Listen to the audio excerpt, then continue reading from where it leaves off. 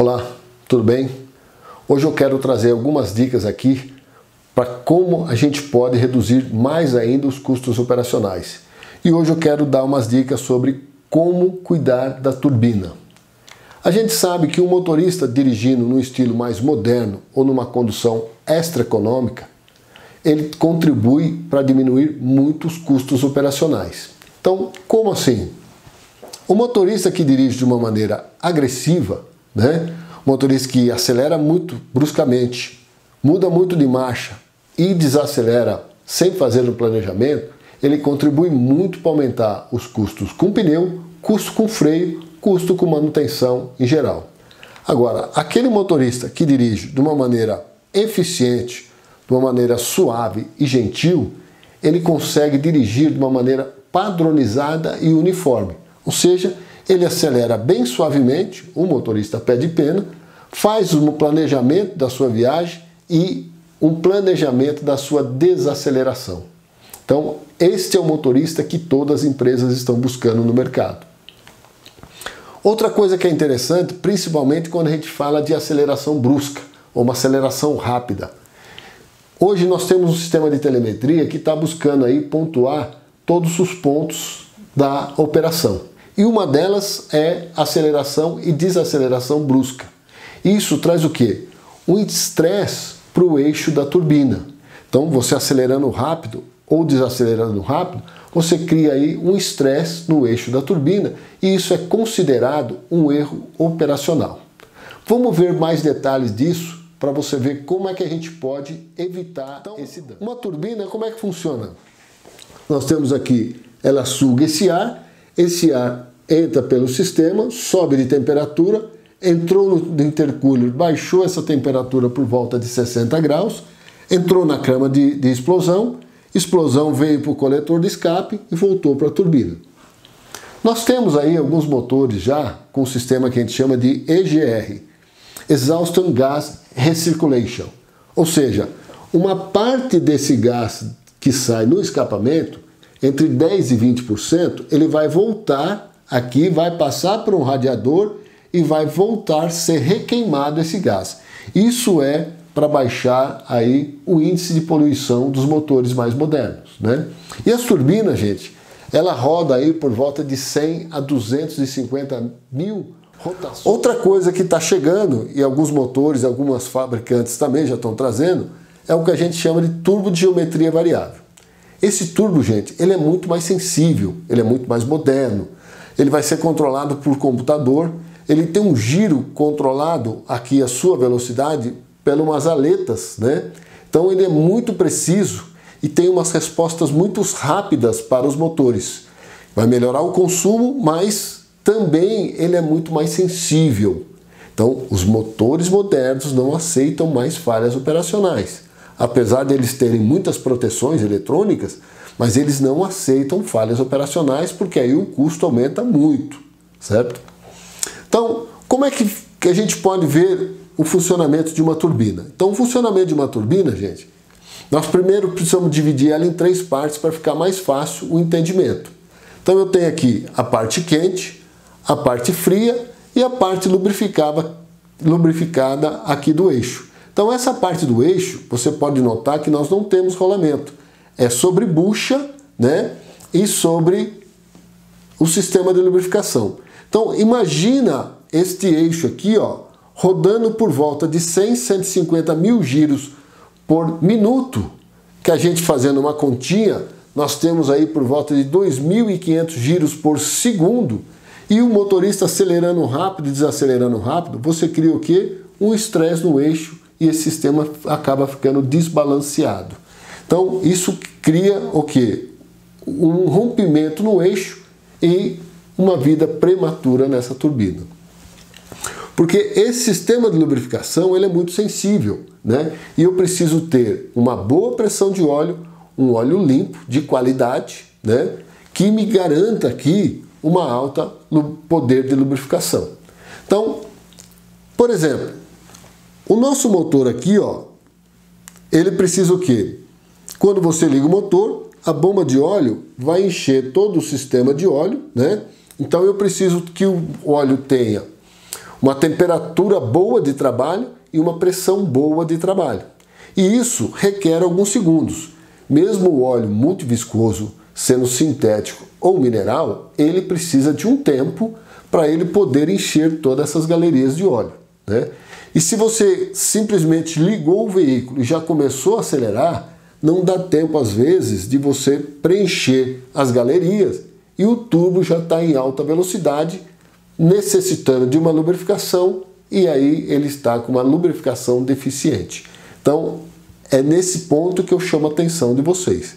E aí, quando eu tenho uma lubrificação deficiente, eu tenho um azulamento no eixo. E aí eu posso ter, no caso do azulamento do eixo, dois tipos de falha. Uma falha é quando eu tenho alguns riscos no eixo. Isso caracteriza um desvio da manutenção, ou por óleo contaminado, ou por um filtro de baixa qualidade. E aí, esse risco caracteriza um desvio de manutenção.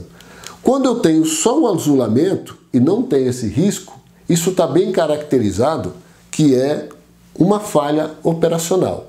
E isso, gente, os técnicos, tanto da montadora quanto do fabricante de turbina, eles já têm aí muita experiência e vivência para detectar que tipo e modalidade dessa falha.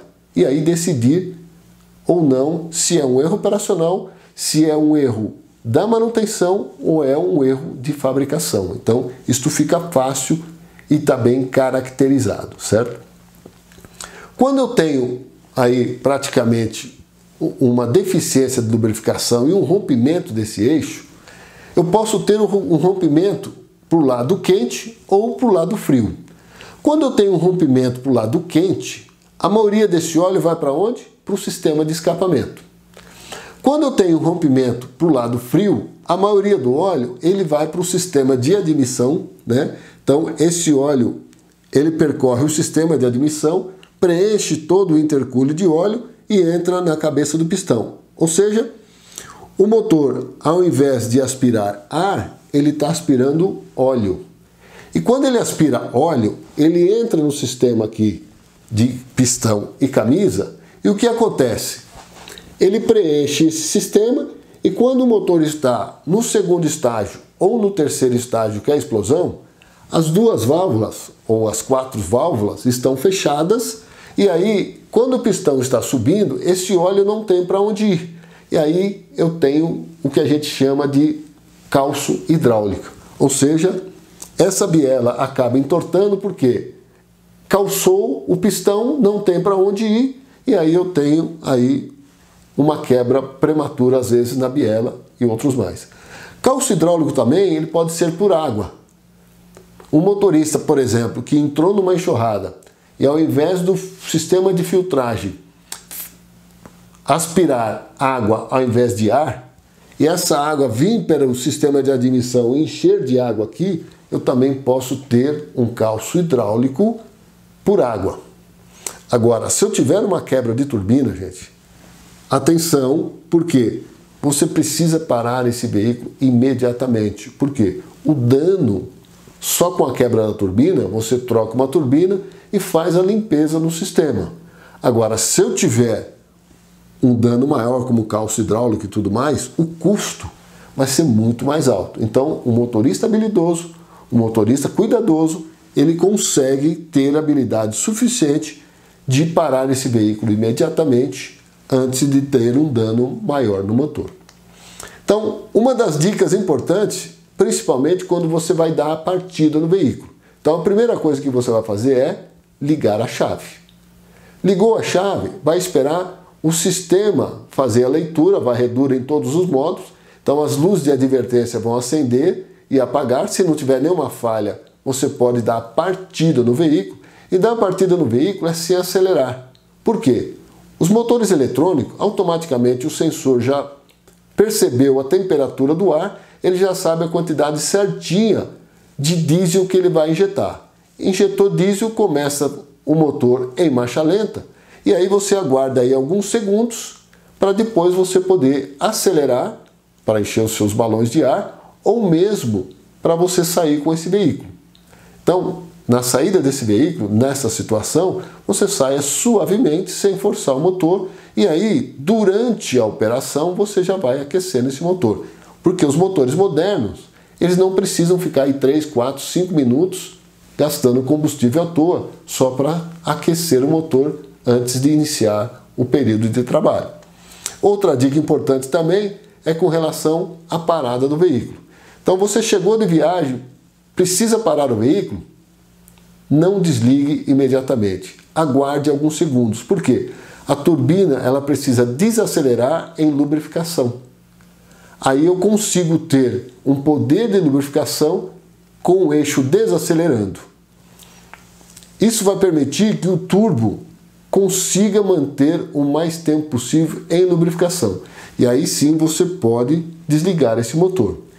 Gente, nunca acelere esse motor para desligar. Porque se você acelera esse motor, o que acontece? Você aumenta a velocidade da turbina e quando você corta o motor, você cortou a lubrificação com a bomba de óleo. E aí o que acontece? Como nós vimos lá, 2.500 vezes por segundo, 6 segundos, essa turbina em desaceleração, ele rodou aí por volta de 15.000 vezes com baixa lubrificação. E aí você tem o quê? Um azulamento no eixo e uma quebra prematura. Então, fica essa dica aí e vocês viram quanto um motorista pode interferir nos custos operacionais, principalmente com relação à vida útil da turbina. Então, para que lado você quer ir? Para o lado econômico ou para o lado extra-econômico? Se você gostou desse vídeo, compartilhe aí com seus amigos e aí mais pessoas vão ter o mesmo conhecimento que você está tendo. Até mais e boa viagem!